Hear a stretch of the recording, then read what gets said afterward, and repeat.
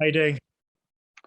I'm fine, thank you. How are you? Yeah, really good, thanks. Yeah, it's the middle of the London Film Festival over here, so it's pretty intense, long days watching movies. But I watched On the Whole last night and really enjoyed it. I mean, yeah, I'll just get started. Really, I mean, there was such an unsettling kind of tonality to the film. I could barely sleep last night after watching it. Did you get a kind of a sense for that atmosphere during the shoot, or is that something that's kind of pulled together during post? Um, I got a sense of it to a degree. I mean, I certainly got a sense of the unique horror of the circumstance that the family finds themselves in. As far as the, subjective point of view through this sort of very mysterious and scary young boy, that's something I could only intuit we were shooting scenes in the house. We were not dialed into him. I mean, that's a part of the problem. I'm not clued into what was going with John, and not really clued into what was going on with anyone else. I think everyone's quite isolated. So yeah, I mean, I had a sense of it when I read it, and I certainly had it in the back of my mind, but only upon seeing it did I appreciate, how what Pascual had done. Mm. I mean, it's a kind of a fascinating emotion that you had to kind of display, which I think you display with so much subtlety, which is to be so full of love for someone as you are for your son, but feel like for a moment you've lost them. You actually don't understand them. You've kind of lost that sense of control. That's quite a tough, I'm assuming, emotion to access, but a great challenge for an actor to kind of have all that kind of nuance going on inside. Yeah, I'm glad that was your experience. That was the I guess the assignment. The script is very spare, but I really trusted Pascual's sensitivity to the nuance of each character's journey, and I felt taken care of in that sense. And yeah, I mean, I think that very much defines what the character is going through. That he is because of this situation, he's simultaneously put in visceral touch with a sense of complete exasperation and powerlessness, and the sort of extent of his love, and they're sort of being experienced simultaneously.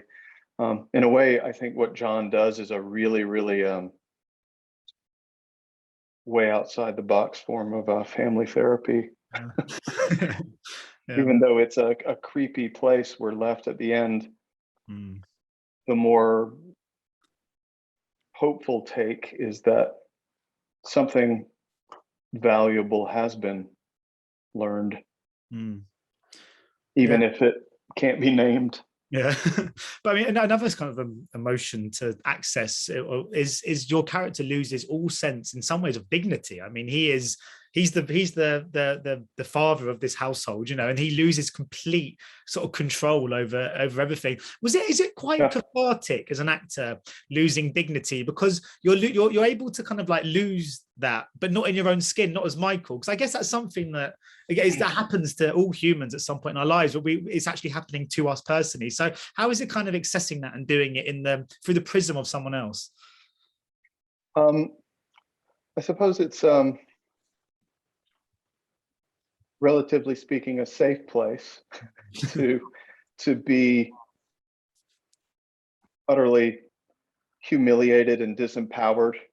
But I think in his humiliation and disempowerment, he does.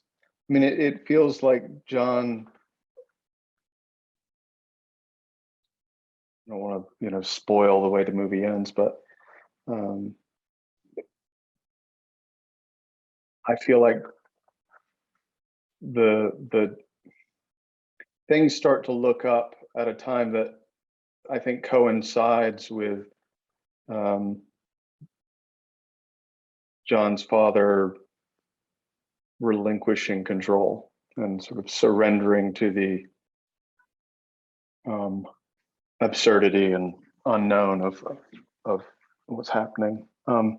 But yeah, I don't know. My wife always tells me I'm unembarrassable, so maybe I thrive on. I mean, I think the experience of being caught on camera is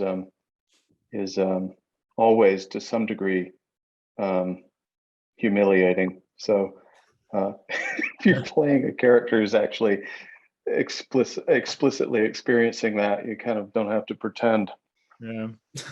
Of course, you know, there's not, it's not too easy to relate in many ways to the situation that your characters kind of faced in, but I guess there is an element in many parents' lives where they do start losing that sense of control, not in a bad way. I mean, we all become adults. And I guess there's that period, isn't there, where your child can go from being your little baby that, you know, you'll dress, you'll kind of, and then next thing you know, they're off to school, they're getting the bus or the subway on their own or something.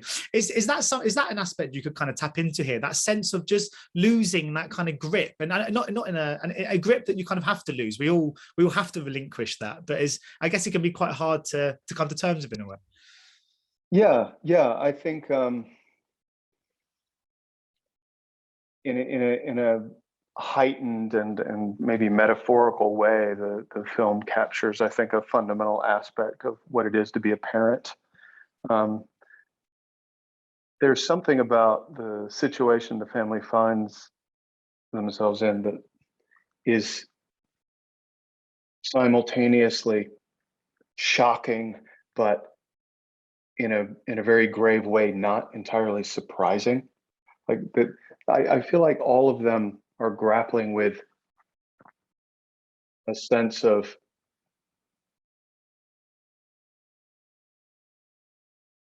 having seen this coming, even though their eyes were closed when they were looking at it, if that makes sense, you know. And yeah, I mean, I think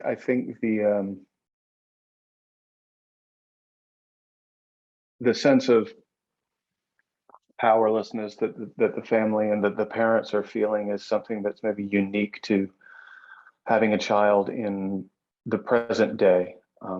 Their distractions are unique to this time and place, but it's also, I think, timeless. Yeah. I mean, Charlie's a really talented young actor. It must be so great to work with, Yeah. seeing young performers and get that sense where the sky is the limit. But going back to the start of your career, do you remember having anyone kind of help you or guide you or take you under their wing in a way that I'm sure Charlie would say about you guys on the set of this? I think being encouraged and considered by older people who I admired. Plays I did when I was probably Charlie's age. I certainly wasn't doing anything at the level that he's doing this, but when I was his age and maybe younger, just the experience of being considered, being taken seriously, in as much as I was just listened to by elders whose talent and experience I admired. This is like productions in relatively like regional or community theater productions, but and having a sense of being championed because of that went a long way. I mean, I certainly try to remember that when interacting with younger actors. In a way, someone like Charlie, I'm sort of in awe of his talent, his self-possession, his both instinctual and intellectual gifts. But also, you remind yourself this is a kid, and he, for his part and from his perspective, in his way, is probably looking for encouragement and confidence and validation as well.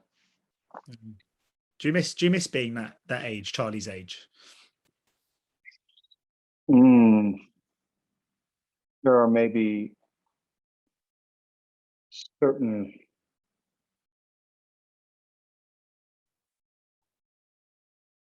there's a certain wide openness that I miss and try to remember, and a sense of, just being in no way preoccupied with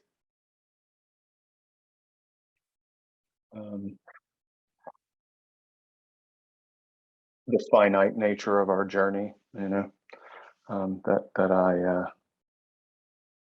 I remember intellectually, but less and less so experientially.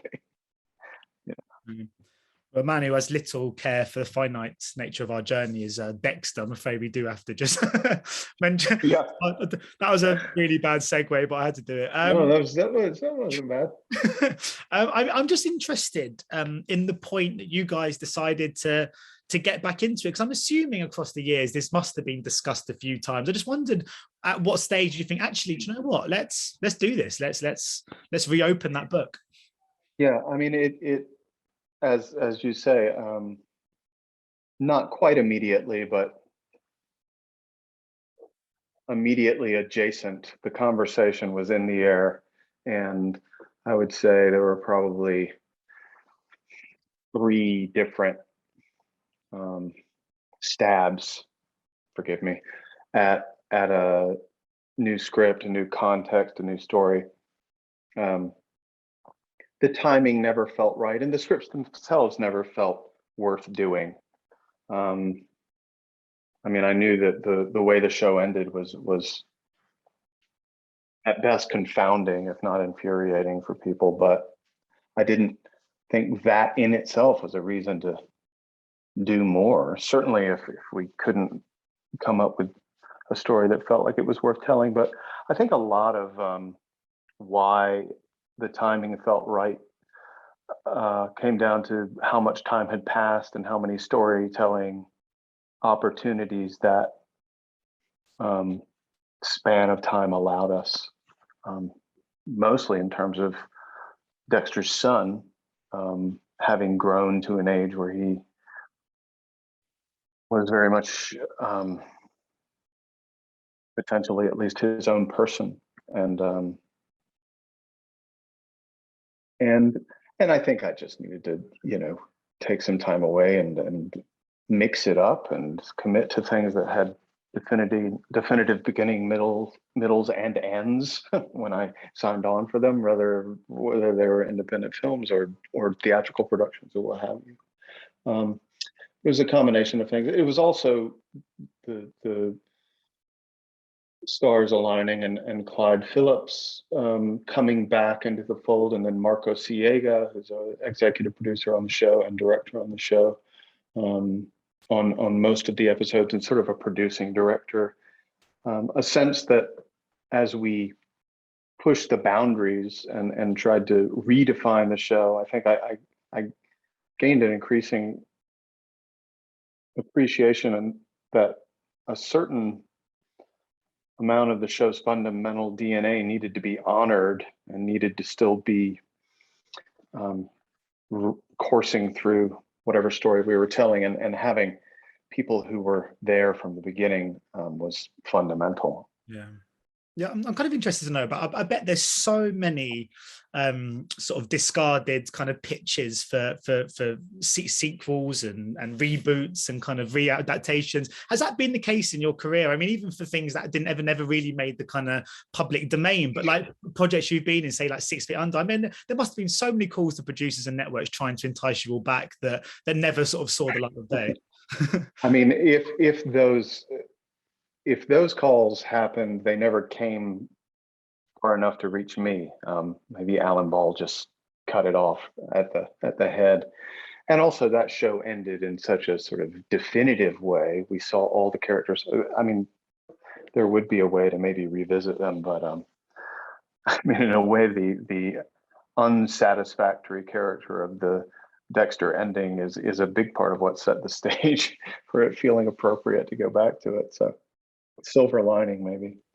So my final question, I was just going to ask, because I mean, I've got two of my friends who they used to go out when they were like 16, 17 for like 2 years, and then like 12 years later they just got together again. And I was like, wow. And I always thought, is that what it's like playing Dexter again. Yeah, maybe. I mean, I'm sure, you know, there's a relationship that they probably have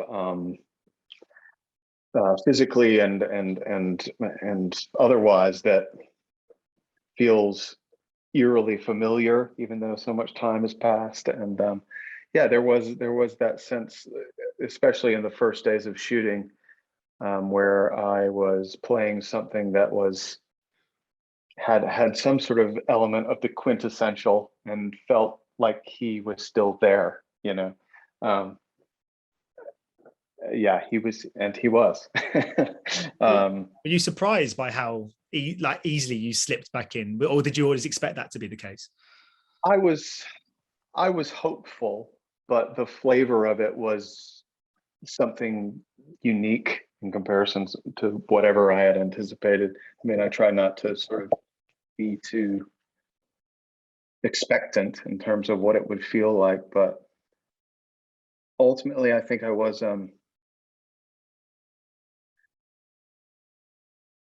pleasantly surprised / a little freaked out by how how available he remained. Yeah. Well, pleasantly surprised and a little bit freaked out is how I'm hoping I'm going to feel when I watch it. But Good. it was, yeah, I think I speak on behalf of the entire world that we can't wait to see that character back. Oh, good. But yeah, and John in the Hole was such another great one. So yeah, some good stuff coming up. So it's been a good year. Thanks. Thank Yeah. you. Enjoy the rest of the festival. Cheers. Thank you, Michael. And I'll speak to you soon. Okay.